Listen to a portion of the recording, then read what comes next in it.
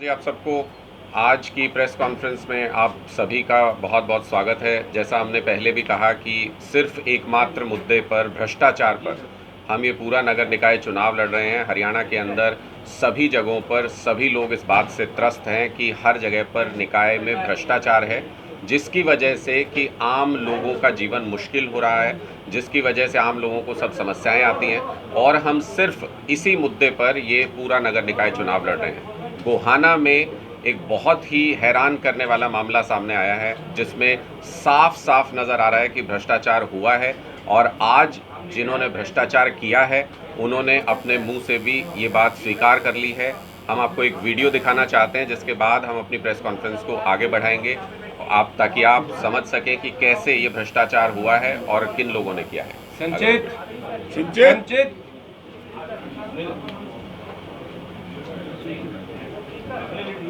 Light बंद कर ले एक बार। कोई बात नहीं, चल जाएगा। प्रेस कॉन्फ्रेंस ही चलने दें, इसको बाद में दें। आप लोग ये देख चुके हैं ये वीडियो, एक ही मिनट का है, एक ही मिनट का।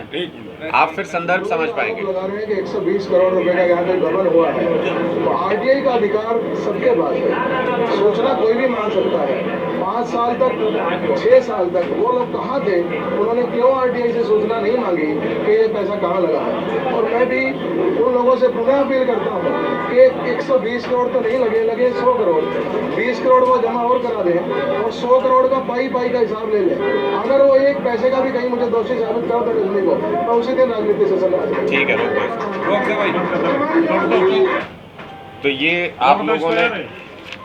आप लोगों ने सुना, आप इनको पहचानते होंगे, ये कौन है। आप गोहाना में सब लोग इनको जानते होंगे। और लगातार हमारी पार्टी ये आरोप भी लगाती रही कि गोहाना में नगर निकाय का जो काम हुआ उसमें एक एक काम को अगर आप देखें, डस्टबिन लाखों रुपए के, हज़ारों रुपए के पेड़ लगाए गए, वो आपने सुना होगा। यहाँ आपने राजू विरमानी जी बोल रहे थे, यहाँ आपने उनके मुंह से सुना कि उन्होंने कहा कि 122 करोड़ रुपए तो खर्च ही नहीं हुए और 100 करोड़ रुपए का वो हिसाब दे सकते हैं। इन दोनों बातों को बहुत ध्यान दीजिएगा। उन्होंने कहा 100 करोड़ रुपए का उनके पास हिसाब है और 122 करोड़ रुपए खर्च ही नहीं हुए। तो हम ये आरटीआई के यहाँ पर दिखा रहे हैं, जिसमें बहुत ही साफ साफ लिखा हुआ है कि 122.55 करोड़ रुपए की पेमेंट की गई है गोहाना नगर परिषद में। तो ये आप साफ साफ देख सकते हैं कि सिर्फ 100 करोड़ रुपए का हिसाब है विरमानी जी के पास, और यहाँ 122 करोड़ रुपए से ज़्यादा की पेमेंट हुई है। तो सीधे सीधे इसका मतलब 22 करोड़ रुपए का तो उनके पास हिसाब ही नहीं है। ये जनता का पैसा है, जिसका कि कोई हिसाब किताब आज के दिन में विरमानी जी के पास नहीं है। उन्होंने कहा कि अगर मेरी बात गलत साबित हो जाए तो मैं संन्यास ले लूँगा। तो हमारी उनसे आज अपील है, और पहले अपील कर रहे हैं हम, उसके बाद हम, अगर हमें उनका संन्यास लेने के लिए उनके घर तक भी जाना होगा तो हम जाएंगे। हम उनसे कहते हैं कि लोगों के पैसे के साथ और गबन करना बंद कीजिए, लोगों के पैसे की लूट बंद कीजिए। आज आपका कच्चा चिट्ठा जो है वो ये खुल करके सामने आ गया है। आपके पास 100 करोड़ का हिसाब है, आपने 122 करोड़ रुपए से ज़्यादा खर्च किए हैं। जो बाकी के 22 करोड़ रुपए जनता के आपने किसको दिए, वो भ्रष्टाचार किस तरीके से हुआ, उसका हिसाब दें। और साथ ही साथ अपने वचन पर, अपनी बात पर अगर रहना उनको आता है तो उनको तुरंत राजनीति से संन्यास ले लेना चाहिए। अगर वो नहीं लेंगे तो 19 तारीख को गोहाना की जनता उनको राजनीति से संन्यास दिला देगी। जगह जगह पर गोहाना में, मुझे ये जानकारी, आप लोग भी घूम करके देख सकते हैं कि गोहाना में विकास की क्या स्थिति है। जगह जगह पर ये बताया जाता है कि लाखों रुपए के डस्टबिन यहाँ पर लगे हुए हैं। ये बताया जाता है कि हज़ारों हज़ार रुपए के छोटे छोटे पौधे, पेड़ लगाए जाते हैं। इस तरीके का बहुत सारा काम, जो मार्बल है वो 50-60 रुपए का है, वो 200-250 के रेट पर यहाँ पर लगाया गया। इस तरीके की बहुत सारी यहाँ पर इरेगुलरिटीज़ हैं। इस तरीके का बहुत सारा भ्रष्टाचार है। आम आदमी पार्टी सिर्फ एकमात्र ऐसी पार्टी है जो 1% भ्रष्टाचार भी बर्दाश्त नहीं करती है। पंजाब में हमारे एक मंत्री ने 1% भ्रष्टाचार करने की कोशिश की, हमने मंत्री को निकाल दिया, हमने मंत्री को जेल भेज दिया। आम आदमी पार्टी ये सुनिश्चित कर सकती है कि गोहाना में अगर 100 करोड़ रुपए, 120 करोड़ रुपए, जितना भी फंड आता है, उसका एक एक पाई जनता के काम के लिए इस्तेमाल किया जा सके। इसलिए मैं गोहाना की जनता से ये अपील करना चाहता हूँ आप सबके माध्यम से कि अगर भ्रष्टाचार को नगर निकाय से पूरी तरह से ख़त्म करना है, नगर परिषद से, तो फिर हमारे उम्मीदवार को वोट दें और ये सुनिश्चित आम आदमी पार्टी की झाड़ू करेगी कि पूरी तरह से साफ हो नगर परिषद का इलाका, नगर यहाँ काउंसिल का इलाका। और हमारे जो उम्मीदवार हैं, अगर ये चेयरमैन बनते हैं तो एक एक पाई का हिसाब जनता को देंगे। और जब पूरा पैसा जनता का इस्तेमाल होता है, तो आपने दिल्ली में देखा, आप पंजाब में देख रहे हैं कि किस तरीके से बहुत सारी सुविधाएं लोगों को दी जा सकती हैं जब जनता का पूरा पैसा इस्तेमाल होता है। तो आज हम यही बताने के लिए आए थे कि बिरमानी साहब साफ तौर पर झूठ बोल रहे हैं। बिरमानी साहब भ्रष्टाचार में लिप्त हैं। आज उनके मुंह से खुद ये तय हो गया, उन्होंने 100 करोड़ का हिसाब वो गोहाना की जनता को दे सकते हैं। खर्च हुआ 122 करोड़ से ज़्यादा, तो 22 करोड़ का हिसाब अब गोहाना की जनता को लेना है 19 तारीख को अपने वोट के जरिए। अनुराग जी, ये जो आप आंकड़े दिखा रहे हैं, ये कब से कब तक के हैं? एक साल से जो है, देखिए, कार्यकाल खत्म हो चुका है। मैं आपको बता देता हूँ, 29/4/2022 को ये दिया गया और लास्ट फाइनेंशियल ईयर के ये आंकड़े हैं। तो ये पिछले साल जो खर्च हुआ है उसके आंकड़े हैं फाइनेंशियल ईयर के। और इसमें साफ साफ लिखा हुआ है कि नगर परिषद गोहाना द्वारा 122.55 करोड़ रुपए की अदायगी की गई है। उन्होंने पेमेंट की है, काम करने की ये पेमेंट की गई है। और 100 ही करोड़ रुपए का उनके पास हिसाब है कि उन्होंने पेमेंट की है। तो सीधे तौर पर ये 22 करोड़ रुपए जनता के जो हैं ये भ्रष्टाचार की भेंट चढ़ गए हैं और इसका हिसाब ही गोहाना की जनता करेगी। सर, इसमें लिखा हुआ है क्या क्या काम हुआ इसमें? इसके डिटेल में, इसी आरटीआई में डिटेल में वो कौन कौन से काम है वो पूरा डिटेल है उसका, उसके डॉक्यूमेंट्स हैं, वो आप बाद में आपके साथ शेयर करेंगे। अभी आज हम इस पॉइंट पर उनका जवाब चाहते हैं कि वो 100 करोड़ रुपए का हिसाब देना चाहते हैं। 122 करोड़ रुपए खर्च हुआ है। ये 22 करोड़ कहाँ खर्च हुआ? उन्होंने अपने घर पे खर्च किया, अपने लोगों के साथ भ्रष्टाचार में लिप्त होकर उनको बांटे। ये 22 करोड़ रुपए कहाँ गए? गोहाना की जनता के पैसे का हिसाब दें। अनुराग जी, आप आंकड़ों के साथ बात कर रहे हैं। वो एक जनसभा को संबोधित करते हुए उन्होंने ये 100 करोड़ का आंकड़ा बताया। हो सकता है कि वो आपके जवाब में पूरी डिटेल के साथ आए, लेकिन जिस प्रकार से आप भ्रष्टाचार की बात कर रहे हैं कि भ्रष्टाचार हुआ है, ये किस बिना पे कह सकते हैं? ये इस बिना पर कह सकते हैं कि आप गोहाना में अगर 100 करोड़ रुपए जिसकी उन्होंने बात की, अगर 100 करोड़ रुपए भी लगता तो गोहाना में दिखता। आप लोग चारों तरफ गोहाना में घूमते हैं, आपने जो बदतर हालत है गोहाना की वो देखी होगी। किसी भी तरीके से जो परिषद का पैसा है वो गोहाना में सही तरीके से इस्तेमाल नहीं हुआ। ये जानकारी हमारे पास भी है, आप भी पुख्ता कर सकते हैं, नहीं तो आने वाले समय में हम रिलीज़ भी करेंगे कि कैसे 50 रुपये की चीज़ 250 रुपये में खरीदी गई, कैसे कुछ 100 रुपये की चीज़ लाखों रुपए में खरीदी गई। जो डस्टबिन खरीदे गए थे लाखों रुपए के, वो कहाँ हैं? कूड़ा तो आज भी सड़क पर ही पड़ा हुआ है गोहाना के अंदर। तो ये बहुत सारी चीज़ें ऐसी हैं जिनसे साफ नज़र आता है कि भ्रष्टाचार हुआ है। आज उन्होंने अपने मुंह से ये स्वीकार कर लिया। वो किसी जनसभा में नहीं बोल रहे थे, वो मीडिया से बात करते हुए ये बात कह रहे थे और पूरे दावे के साथ ये कह रहे थे कि हमें जानकारी नहीं है, आरटीआई लगानी चाहिए। तो हमने तो उन्हीं की डिमांड को पूरा करते हुए आरटीआई आपके सामने रखी है, जिसको वो कह रहे थे कि आरटीआई लगाते तो शायद वो सच मान लेते। तो आज मान लीजिए सच, ये आरटीआई हमने लगाई, जिसके जवाब में सरकार ने ये हमें जवाब दिया है कि इतना पैसा लगा है। तो मुझे लगता है कि इसमें कोई संशय की गुंजाइश नहीं है। कोई बात पुख्ता तौर पर हम इसीलिए कह रहे हैं क्योंकि वो साफ नज़र आ रहा है और गोहाना के लोगों को भी नज़र आ रहा है। रेस से वो बाहर हैं, बौखलाहट नज़र आ रही है कि किस तरीके से अगर हमने ये आरोप लगाया तो इसका जवाब देना और इस तरीके से देना, ये अपने आप में बताता है कि वो पूरी तरह से बौखलाए हुए हैं इस तरीके के आरोपों से और उनके पास अपनी सफाई में कहने को कुछ है नहीं। अनुराग जी, आप भ्रष्टाचार की बात करते हैं। आज़ादी के आज तक बहुत सारी पार्टियां हैं जो भ्रष्टाचार खत्म करना चाहती हैं, आप वहाँ को भ्रष्टाचार मुक्त करना चाहते हैं, लेकिन सतेंद्र गुप्ता के ऊपर अभी कुछ दिन पहले ही आपके दिल्ली में आरोप लगे, क्या कहना चाहिए?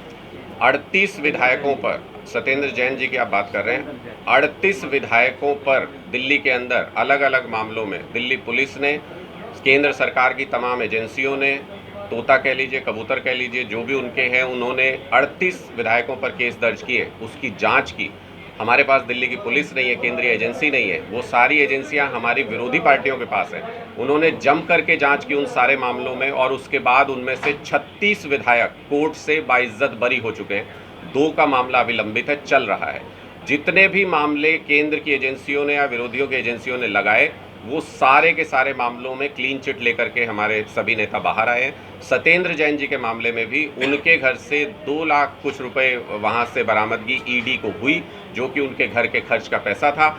और उसको बीजेपी वालों ने जिस तरीके से कि इनके किसी जानकार के यहाँ से सोना मिला, इनके किसी जानकार के यहाँ से इतनी बरामदगी हुई, वो दिखाने की कोशिश की, जबकि अपनी ही रिपोर्ट में ईडी ने लिखा कि सिर्फ 2 लाख रुपए उनके घर से मिले और ईडी ने कोर्ट के अंदर ये कहा कि अभी तक सत्येंद्र जैन को उस मामले में अभियुक्त नहीं बनाया गया है।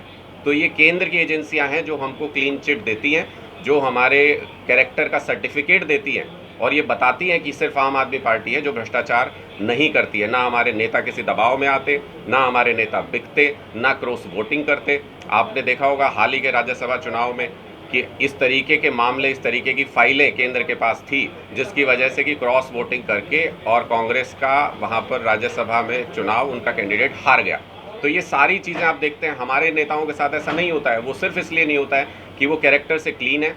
एक पैसे की भी हमें भ्रष्टाचार बर्दाश्त नहीं है, हमारे शीर्ष नेतृत्व बर्दाश्त नहीं करता है और इसलिए पूरी आम आदमी पार्टी सिर्फ एकमात्र गारंटी है कि हम कट्टर ईमानदार पार्टी हैं। अगर नगर परिषद में आते हैं, जो कि अब बहुत हद तक गोहाना की जनता जिस तरीके से सपोर्ट दे रही है वो नज़र आ रहा है, तो गोहाना नगर परिषद भी पूरी तरीके से क्लीन होगा। यहाँ पर किसी तरीके का भ्रष्टाचार नहीं होगा। सिर्फ एकमात्र गारंटी हम ये लोगों को दे रहे हैं। इसके साथ बाकी सारी गारंटियाँ जुड़ी हुई हैं। नाली का काम हो, सीवर का काम हो, पार्क का काम हो, किसी कंस्ट्रक्शन का काम हो, वो सारा काम बहुत अच्छे से तभी हो सकता है जब भ्रष्टाचार ना हो। लेकिन बीजेपी के नेता कह रहे हैं कि पंजाब और दिल्ली के मुद्दे अलग थे, हरियाणा का मुद्दा अलग है। हरियाणा में आम पार्टी का कोई वजूद नहीं है। एक मुद्दा जो पूरे भारत में एक जैसा है वो है भ्रष्टाचार।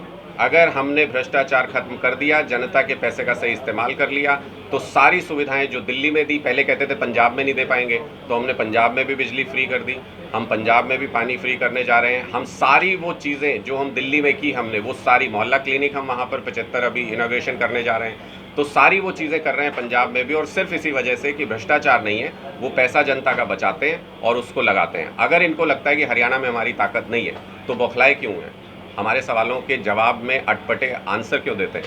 तो मुझे लगता है कि ये सब इस वक्त, पहले बीजेपी जेजेपी ने कहा कि हम मिलके लड़ेंगे, फिर कहा कि अलग अलग लड़ेंगे, फिर इनको लगा अलग अलग लड़ेंगे तो आम आदमी पार्टी से हार जाएंगे, फिर दोनों एकजुट हो गए मिलके लड़ेंगे। पहले का सिंबल पे लड़ेंगे, फिर बोले नहीं सिंबल पे नहीं लड़ेंगे, फिर बोले हाँ सिंबल पे लड़ेंगे। ये बौखलाए हुए हैं पूरी तरह से, ये लड़खड़ाए हुए हैं। इनको समझ नहीं आ रहा है कि करना क्या है। क्यों? क्योंकि लोगों को अब एक क्लीन पॉलिटिक्स का एक आइडिया मिल गया है, जो कि स्टेट बाय स्टेट वो लगातार अपना रहे हैं। हरियाणा की अगली बारी है। साहब अरविंद केजरीवाल की बात करें, फर्स्ट में सीएम बना था, उन्होंने ये बोला था नहीं हम सरकारी कोठी लेंगे, नई गाड़ी लेंगे। सरकारी कोठी भी ले ली, रोड ले ली, कई करोड़ों रुपए का अब सरकारी कोठी ऐसी बनने जा रही है, वहाँ पे स्विमिंग पूल बनने जा रहा है। अरविंद केजरीवाल जी ने पहले दिन से ये कहा था। पहली बात तो ये नहीं कहा था कि सरकारी कोठी नहीं लेंगे, उन्होंने कहा था कि जितनी ज़रूरत है उससे ज़्यादा बड़े बड़े बंगले नहीं लेंगे, बड़ी बड़ी गाड़ियाँ नहीं लेंगे।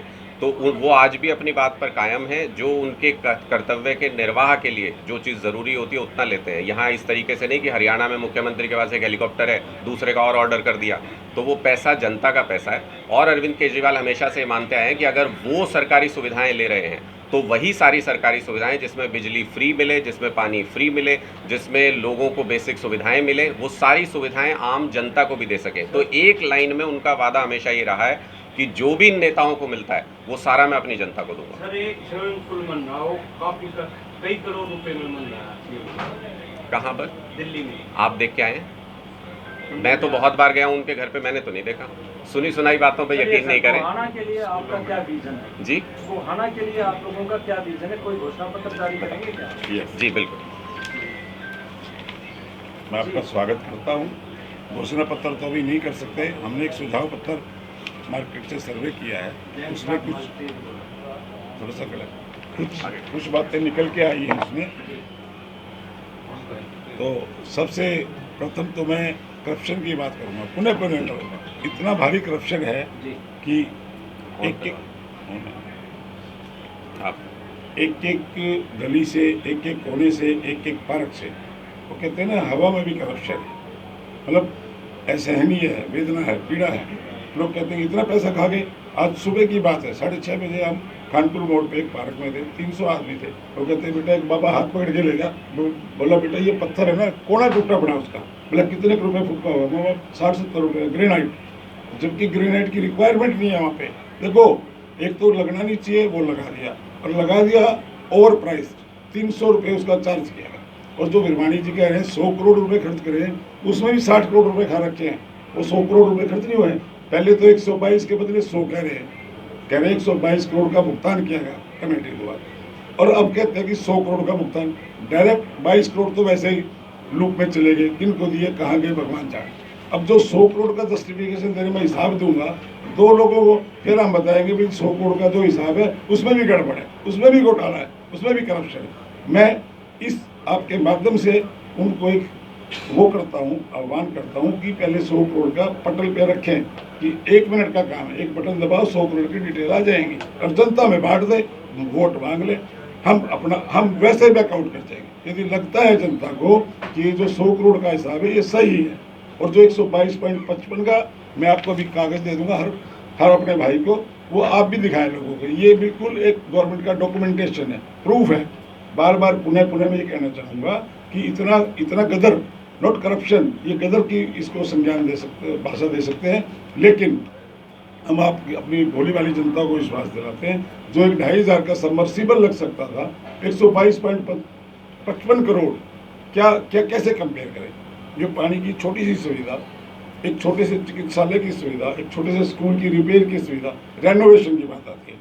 एक चंद्रशेखर पार्क है यहाँ पे, वहाँ पे एक यहाँ की NGO है, उन्होंने एक फोटो लगवाई चंद्रशेखर आजाद, वो कहते हैं जी 1 लाख का पेडेस्टल, 1 लाख की मूर्ति, 2 लाख में इतना आलीशान वो स्टैचू लगा हुआ है, एवरीबडी कैन गो देयर और देख सकते हैं उसको। लेकिन इन्होंने 20-20 लाख रुपए रेनोवेशन पे लगा दिए, सारी मूर्तियों की शेप बदल दी, उनको ऐसा कर दिया जो श्रद्धा के काबिल नहीं, टूरिज्म बना दिया उसको। इवन देन मैं आपसे प्रार्थना करता हूँ, यदि हमारी पार्टी सत्ता में आती है, हम एक क्लीन और ग्रीन बहाना देंगे।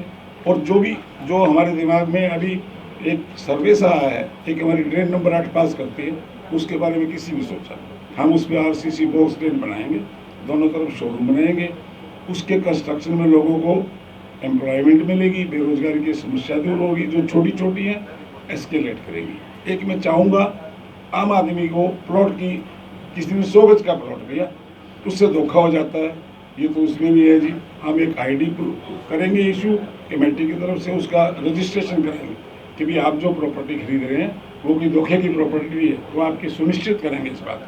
और हम चाहेंगे जो इलेक्ट्रिकल पोल्स हैं हमारे ऊबड़ खाबड़ लगे हैं, हैजार्ड्स हैं, वो उसमें प्रॉब्लम्स आती हैं, हम उनको सुव्यवस्थित करेंगे। एक जो हमारे रोड सेफ्टी के पॉइंट्स हैं जो एक्सीडेंटल हैं, जिनको हम कर सकते हैं, ब्लिंकर्स लगा सकते हैं, कैट आइज लगा सकते हैं, रात को आए तो पता नहीं लगता। एक मेरा चौराहा है यहाँ पे अहिंसा चौक, यहाँ से आज तक किसी ने सोचा ही नहीं, ट्रैफिक इधर से जा रहा है, एक पुलिस वाला बैठ जाता है, बेचारा क्या करे वो, how he can control the traffic, उसकी व्यवस्था ही नहीं सोच रहा कि उसको कैसे। ओवर क्राउडेड मार्केट्स हैं, हम मल्टी पार्किंग बनाएंगे, हम जितना भी एक रेन हार्वेस्टिंग करेंगे, क्योंकि हमारे पास पानी काफ़ी आता है, ड्रेन नंबर 8 में भी कर सकते हैं, पॉन्ड टाइप बना के हम कर सकते हैं और उसको टाइम पे आने पे यूज कर सकते हैं। तो ये बहुत सारी हमारे दिमाग में बातें चल रही हैं। और जो मैं देखता हूँ कई बार जब हमारे त्यौहार आते हैं, फेस्टिवल्स आते हैं, टेम्पल्स में इतनी अव्यवस्थित क्राउड होती है, क्राइम का खतरा रहता है, ऐसे बड़ी चीज़ें हैं।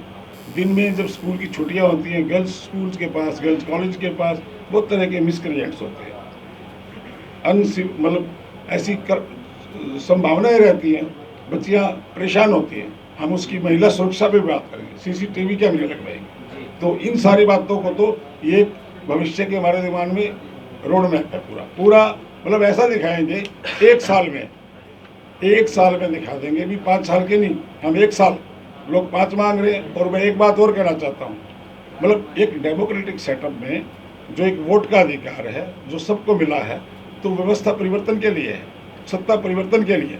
एक चौकीदार थोड़ी सी गलती करते हैं, रात को 1 बजे गेट ना खोले, अगले दिन बदल देते हैं, अरे हम तो 5 साल का हिसाब मांग रहे हैं, बदल दो भाई, क्यों ना बदलते। अगली बात, ये 15 साल से चल रहा है, पहले 10 साल चला, फिर 5 साल चला, वही लोग मैदान में, वही कह रहे एक मौका, अरे मौका तो असली आदमी ने देखे, देखो ना केजरीवाल साहब ने देखे, देखो। और ये don't compare the things with the BJP, जो पार्टी जिन्होंने बुला के बहला के फुसला के लोगों से वोट ले लेते हैं और दाएं बाएं में उलझा देते हैं। हम गोहाना की जनता से वायदा करते हैं, पक्का काम करें। अशोक जैन जी, जिस वार्ड में आप बैठे हैं, यहाँ बहुत पुरानी पाइपें हैं पेयजल के लिए, जी, यहाँ पे गंदा पानी आता है। जी, वार्ड 11 सबसे ऊंचे स्थान पे है, जी, वहाँ पे आज तक सरकारी पानी की सप्लाई नहीं है। जी, बहुत सारी चीजें हैं जो कि यहाँ पर गोहाना शहर में बरसात के समय में 1 से 1.5 फुट पानी खड़ा हो जाता है। आपने उनमें से किसी पे भी ध्यान नहीं दिया। क्या कहें? खुद आपके यहाँ से आपके जो भाभी जी हैं वो पार्षद रही हैं, क्या जी देखो, अगर तो थोड़ी सी बैक पे जाएं, जब 2016 में 22 मई को एक चुनाव घोषित हुआ, आशा देवी को पार्षद बनाया लोगों ने चेयरमैन बनने के लिए कि भी इसको चेयरमैन बनाएंगे, लेकिन जिस पौधे की जड़ में करप्शन हो उन लोगों ने खरीद फरोख्त करके चेयरमैन हमारे से छीन ली। जनभावनाओं के विपरीत एक काम हुआ। एक एक बच्चा जानता है भाई जो मतलब जो चेयरमैन ही था थी लेकिन मैनेज कर दी गई, और उस भ्रष्टाचार को उन्होंने टाइम वहाँ भी नहीं रुके, चलो चेयरमैन बन गए, लेकिन उसके बाद उसको 15-20 गुना करके वापस अपने घर में ले गए, और उसी का हिसाब आज जनता मांग रही है। अब छुपते फिर रहे हैं, संन्यास की बात करते हैं। संन्यास किस बात का भाई? वोट मांगो ना, हिसाब दो और संन्यास ले लो। अगर तो हिसाब दे दो तो कोई बात नहीं, हम ले लेंगे संन्यास, तुम क्यों लो? कल परसों से हम अभियान चलाएंगे, एक एक पैसे का हिसाब लेगी जनता, लेगी, पूछेगी भाई 22.5 करोड़ का दो पहले तो कितने एकदम, और फिर 100 का हिसाब दे दो, फिर उसमें देख लेंगे, चेक करा लेंगे। जैन साहब, ये आपकी एक एजेंसी है लॉर्ड शिवा, और जो रोड बनाने का काम करती है, खुद आप उसमें भली भांति जानकार भी होंगे। तो एक टेंडर जो है बड़ौदा रोड का हुआ था, लंबे समय से पेंडिंग पड़ा, बार बार हो रहा है, लेकिन उस पर काम नहीं हो पा रहा है, क्या मानते हैं? पेंडिंग नहीं है, आपको गलत इन्फॉर्मेशन है, वो तो कंप्लीट हो चुका, 7-21 में कंप्लीट हो चुका है। बार बार टेंडर हुए उसके? नो नो नो नेवर, एक बार टेंडर हुआ था, रिकॉल हुआ था, फिर हमारी एजेंसी को मिला था, वो हमने टाइम पे पूरा कर दिया, और वो PWD स्पेसिफिकेशन के हिसाब से कर गया। चलिए, thank you, thank you. Thank you. बहुत बहुत धन्यवाद।